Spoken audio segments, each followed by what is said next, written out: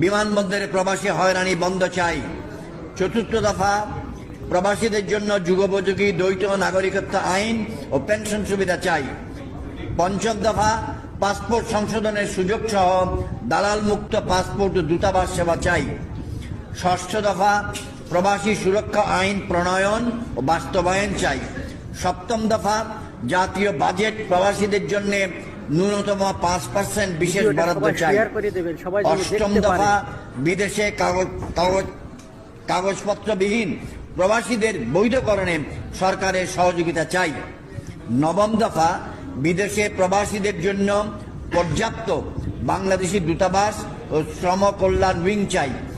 শেষ এবং দশম দফা, অভিবাসন ব্যয় 1 লক্ষ টাকার মধ্যে সীমাবদ্ধ ও প্রবাস ফেরতদের কর্মসংস্থান সুদমুক্ত পর্যাপ্ত ঋণ সুবিধা চাই।